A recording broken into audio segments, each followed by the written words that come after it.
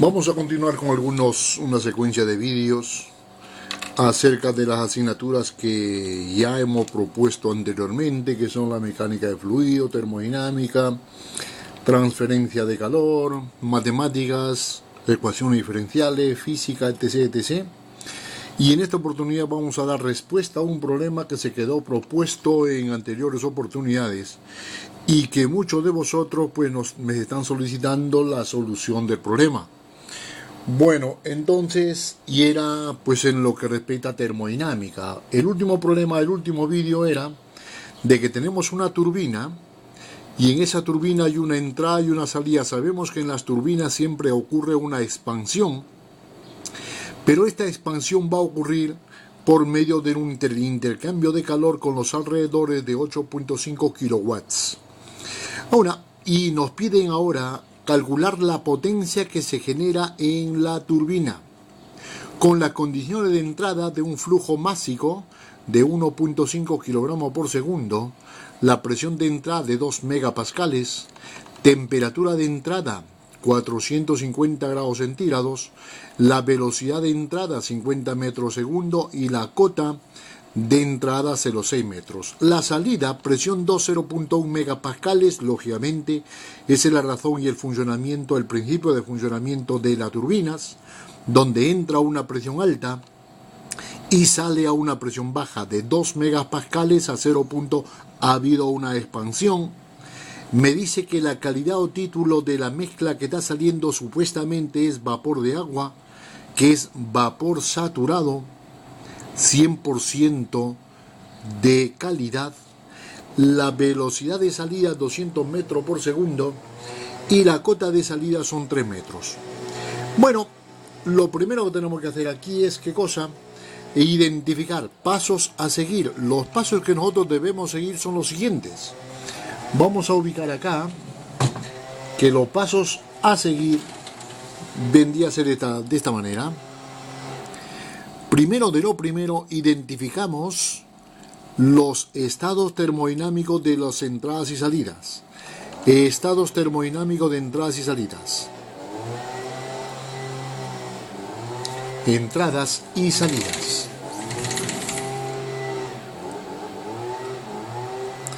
Y si estas entradas y salidas no nos brindan ningún resultado, significaría que tenemos que recurrir al segundo punto, que vendría a ser la ecuación de proceso que nos permite pasar del estado 1 al estado 2. Proceso termodinámico.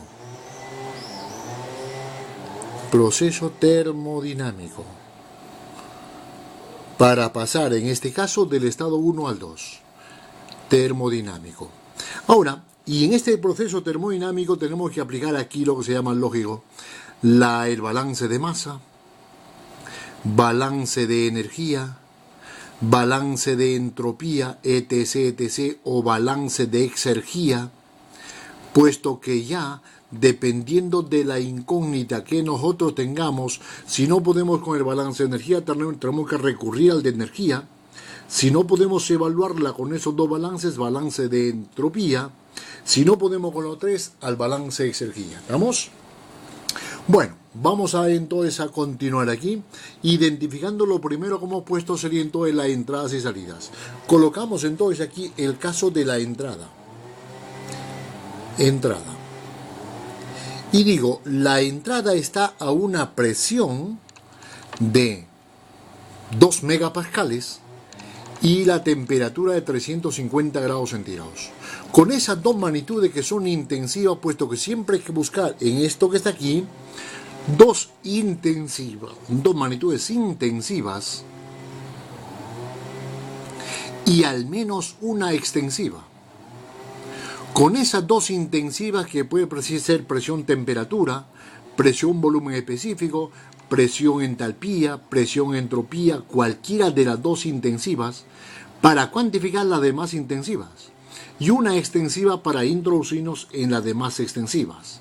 Siempre buscar esas tres propiedades fundamentales que tenemos aquí.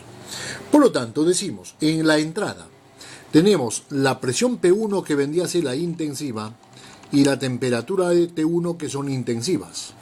Con eso nos vamos al diagrama PT y vamos a identificar el estado del agua a esa condición de presión y temperatura. PT, colocaríamos entonces que tenemos 2 megapascales y para 2 megapascales de la tabla termodinámica, de la primera tabla, de la tabla del vapor saturado, encontramos que la temperatura de saturación a 2 megapascales va a ser 212,4 grados centígrados.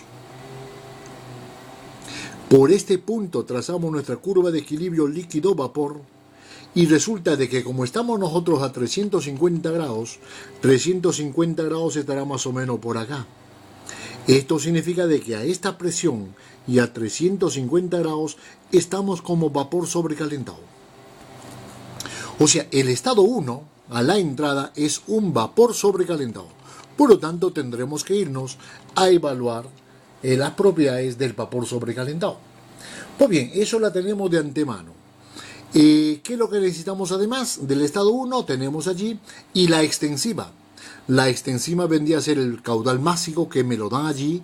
Entonces, la dosis intensiva y la extensiva, con eso continúo avanzando. Pues bien, ahora digo, del estado 2, esto sería la salida. Del estado 2 colocaríamos entonces de que tenemos aquí una presión y vapor saturado. Amigo, presión y vapor saturado. Esto significaría que si yo me voy, por ejemplo, al diagrama P, H o V, lo que sea, PV, y en este diagrama donde en el eje X está una magnitud intensiva pero específica, tenemos una campana. Esto significaría que me voy a 0.1 megapascal, tiro en horizontal, y el vapor saturado justamente desde el punto crítico para acá, esto es el vapor saturado. Por lo tanto, estaríamos en este punto. Esto sería, si este es el estado 1, esto va a ser el estado 2 del vapor saturado. Amigo, si esto es lo que tenemos por ahí, tenemos identificado cada uno de ellos. Pero para entrar a cuantificar cuánto vale la potencia, tenemos que hacer entonces salir de estas dos magnitudes que vendría a ser la entrada y salida, puesto que no sabemos más, y nos vamos al segundo apartado que vendría a ser los balances. Entonces, el primero de ellos es el balance de masa. Balance, y acostumbraros siempre a tener esa secuencia de cálculos, puesto que en el 99.99% es la mecánica que hay que seguir para evaluar todas las propiedades que nos puedan pedir, ¿ok? Siempre de antemano hacer énfasis en tener en la mano una calculadora y un rotulador y un papel, lógicamente, para hacer los cálculos previos. Y verificar lo que estamos haciendo. Bueno, balance de masa. Nos quedaría entonces decir que la entrada igual a la salida porque estamos en estado estacionario. Estado estacionario significa de que la masa que entra es igual a la masa que sale. O sea, y esto es igual a 1.5 kilogramos por segundo. Eso ya la tenemos de antemano. Pues bien, vamos a evaluar entonces ahora el balance de energía también en estado estacionario. En estado estacionario no hay acumulación de ningún tipo. Por lo tanto, diríamos que el calor que entra por unidad de tiempo, este punto es tiempo, más la masa que entra, masa 1, por la entalpía 1, la ecuación del balance, partido del 2, más la GZ1, vendría a ser a la masa del 2, entalpía 2, más la velocidad en 2 al cuadrado partido del 2, más el GZ2, y lógicamente más el trabajo en la turbina. Y eso justamente es lo que nosotros buscamos. Trabajo en la turbina. Bueno, decimos entonces, el calor que entra no entra sino hay un calor que sale. O sea, ese calor que entra vendría a ser menos 8.5 kilowatts. Al oro con las unidades, kilowatts. O sea, kilojoule por segundo. Esto vendría a ser entonces, y más la masa que entra, que vendría a ser el 1.5 kilogramos por segundo, por la entalpía del 1, que esa entalpía del 1 la podemos haber sacado de la tabla del vapor saturado. H1 más la velocidad 1 que me la dan, que es 50 al cuadrado partido del 2, más el G, que sería 9,8, Z1, que sería los 6 metros. Eso por un lado. La masa 2, que sería 1.5, por la entalpía en 2, que sería entonces la entalpía del vapor saturado del estado 2, que la calcularemos a continuación, más la velocidad 2, que sería los 200 al cuadrado, partido del 2, más el G, que es 9.8, Z, que es 3. De antemano decir, más el trabajo en la turbina. De antemano decir de que de los tres términos que aparecen en los paréntesis, el que tiene mayor importancia es la entalpía. Esto tiene aún menor importancia que la entalpía y este aún menos, que podemos descartar la gravedad frente a los demás términos. Pero la vamos a continuar calculando, puesto que nos están dando de las cotas. Pues bien, vamos a evaluar entonces, esta es la ecuación 1, y diríamos entonces, vamos a evaluar la entalpía en 1. Cálculo de 1, o sea, de H1.